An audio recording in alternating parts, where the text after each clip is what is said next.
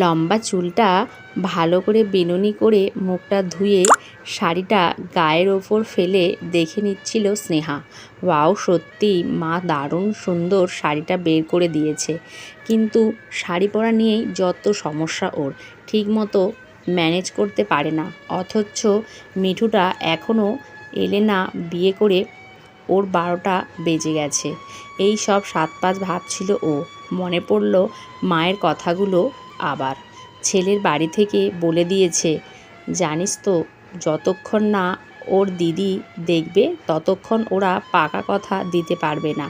ছোট ভাই তো, তাই দিদির কথাতেই বোধহয় ওঠবোস করে। ননদ থাকলে এই এক মুশকিল। মায়ের কথা শুনে তখন সেটাই মনে হচ্ছিল ওর। নিজেরও ছেলের দিদি বেশ কিছুটা বড় শুনেছে। ছেলে তো অনেকবারই দিদি করেছে, মায়ের পরেই নাকি দিদি। কথায় বলে ননদিনী রায়বাঘিনী। কে জানে আজ দেখতে এসে আবার কি হবে। আজ ছেলের মায়ের আর দিদির আসার কথা, ওরা এসে পড়েছে। মা শরবত দিচ্ছে, একবার এসে তাড়া দিয়ে যায়, চলে আয় তাড়াতাড়ি। আর কত দূর তোর?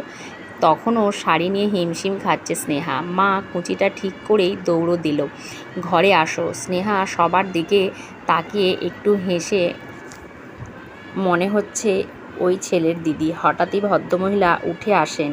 মনে হচ্ছে শাড়ি পরার অভ্যাস নেই, তাই তো। অদ্ভুত একটা স্নেহে ওর আঁচলটা গুছিয়ে দিল দিদিভাই। সেই থেকেই দিদিভাই ডাকের শুরু। সব মেয়ের মতোই একটু দুরু দুরু বুকে পা রেখেছিল শ্বশুর বাড়িতে, দুধে আলতায় পা দিয়ে। সাবধানে, একটু একটু করে এগিয়ে আয় তো, পা ফেলে। আমাদের বাপের বাড়িতে এক গাদা নিয়ম, তবুও মাকে বলেছি একটু ছাড় দিতে। বলেই দিদিভাই ওর দিকে তাকিয়ে হাসে। সবার মুখেই বোধহয় কিছু সুন্দর জিনিস ভগবান দিয়েছেন। ওর ননদের মুখের হাসিটাই বোধহয় বলে যায় একদম ফিলিং ঢঙে, ম্যা হো না। একটু ভয় পায় স্নেহা। ওই বাড়িতে এসে দিদিভাইকে দেখে চারিদিকে ছুটে বেড়াচ্ছে, কখনো মাকে আবার কখনো ভাইকে ধমকাচ্ছে, এক্কেবারে দশভুজা। আর সেই তুলনায় ও একটু ঢোক গিলে। স্নেহা মা বলতো ঢ্যাঁড়স, কখনো বা কুম্ভকর্ণ, আবার কখনো লেট লতিফ। ভাত কাপড়ের অনুষ্ঠানে গতানুগতিক বুলি আওড়ালো ওর বাধ্য বরটা।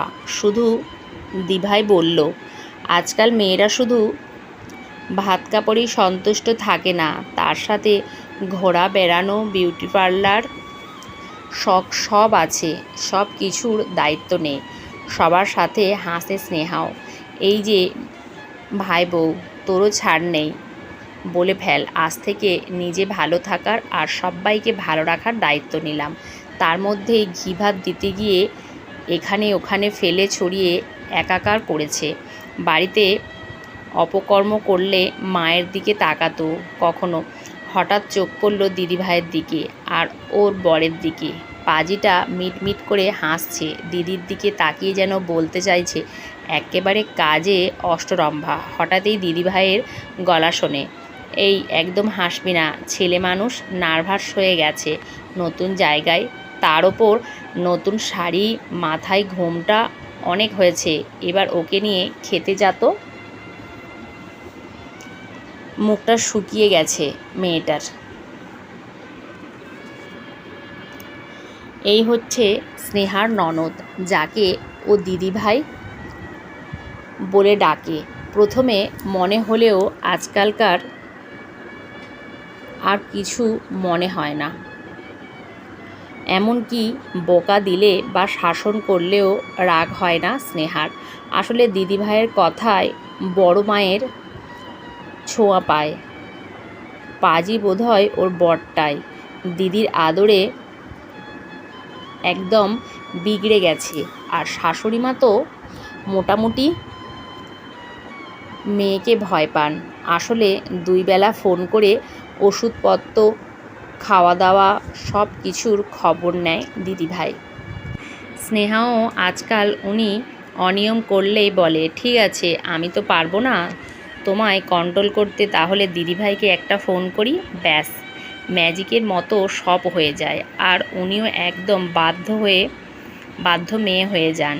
স্নেহার বিয়ের পর এইবার প্রথম পুজো। ওর খুব ইচ্ছা কদিন বাপের বাড়ি থাকলে ভালো হতো, অথচ শাশুড়ি মাও একা হয়ে যাবেন।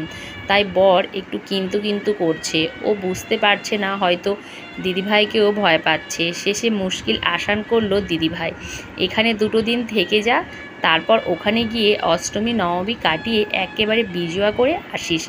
এই কয়েকটা দিন আমি দেখব মাকে। আশ্চর্য লাগে, স্নেহার সবটাই ম্যানেজ হলো, অথচ কারো রাগ হলো না। এই জন্যই বোধহয় দিদিভাই আসছে শুনলে ওর সব সময় আনন্দ হয়। যাক, ওর পক্ষে কেউ তো কথা বলবে এবার। সামনে ভাইফোঁটা, মনে আছে তো? তুমি সেই দিন আসছো তো এই বাড়িতে সব্বাইকে নিয়ে?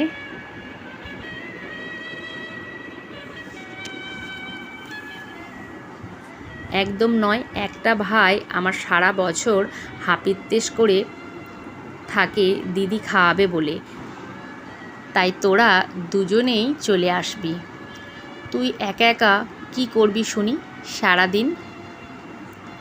স্নেহার ভাই নেই, তাই সকালে সেজেগুজে একদম সুন্দর লাল জুড়ি পাড়ের সাউথ সিল্ক পরে, সাথে হালকা গয়না পরে ননদের বাড়ি যাবার জন্য একদম রেডি।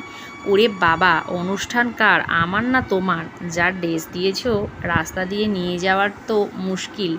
বরের দিকে হাসে স্নেহা। দিদিভাই বলে দিয়েছে ভালো করে সাজুগুজু করতে, আর তার সাথে তোমাকেও করাতে, মানে ভালো থাকা আর ভালো রাখা। সত্যি দিদিভাই পারে। কোন ভোরবেলায় উঠে রাজ্যে রান্না করছে ওদের জন্য। ওর পেটুক কর্তাটি তো মোটামুটি শুরু করে দিয়েছে খাওয়া। ধমক লাগায় দিদিভাই, আগে ফোঁটা তারপর খাওয়া। বসে পড় ভাই। স্নেহা একটু এগিয়ে দিত জিনিসগুলো হাতে হাতে।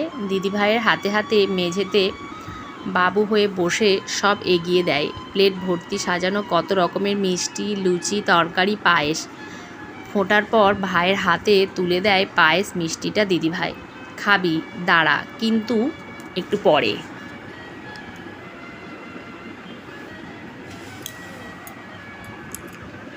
আবার পরে কেন?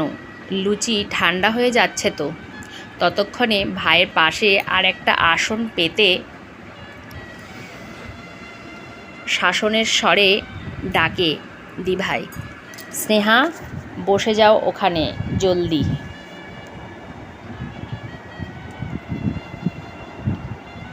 সবাইকে অবাক করে স্নেহার কপালে কাজল, চন্দনের ফোঁটা দিয়ে প্রদীপের শিখা আর ধান দুব্বায় আশীর্বাদ করে। ওর গায়ে হলুদ ঢাকায় জড়িয়ে দিভাই বলে, সব অনুষ্ঠান শুধু ছেলেদের কেন? এটা বোনফোঁটা। ও বাড়ির সবাইকে ভালো রাখিস। তুই তো যত্নে। এই ভাই ছবি তোল, আমি বোনফোঁটা দিচ্ছি। মুচকি হেসে ওর ভাই বলে, আচ্ছা দিদি, সম্পর্কটা কেমন খটমট হয়ে গেল না? ও যদি তোর বোন হয় তাহলে মানে আমার কে? এই পাজি, চুপ, সব ব্যাপারে টিপুনি কাটা। ফেসবুকে ওর বোনফোঁটার ছবি দেখে ফোন করে ওর বন্ধু মিঠু। হেসে হেসে ওকে সবটা বলে স্নেহা। মিঠুর বিয়ে প্রায় 2 বছর আগে হয়েছে। ননদের কথার বানে ভয়ে ভয়ে থাকে শ্বশুরবাড়িতে। সব সময় মনে হয় এই বোধহয় কিছু ভুল করে ফেললাম, তাহলে তো আর রক্ষে নেই, কথার জ্বালায় মেরে ফেলবে ওকে। মিঠুরও ভাই নেই, তবে ননদরা ওকে ভাইফোঁটায় ডাকে না। প্রথম বছরই বলে দিয়েছিল ভাই বোনের অনুষ্ঠান, সেখানে ভাই বউ আবার কি করবে। তাই সেই দিন বাড়িতে একাই কাটে ওর, একটু খাবারও পাঠায় না ওর জন্য। কে জানে কজন স্নেহার মতো এমন ননদ পায়, যারা বোঝে ভালো রাখার জন্য ভালো থাকতে দেওয়াটাও জরুরি। ধন্যবাদ বন্ধুরা। গল্পটি ভালো লাগলে লাইক কমেন্ট করবেন এবং পাশে থাকবেন। ভালো থাকবেন, সুস্থ থাকবেন। এরকম নতুন নতুন গল্প পেতে আমার চ্যানেলটি সাবস্ক্রাইব করুন।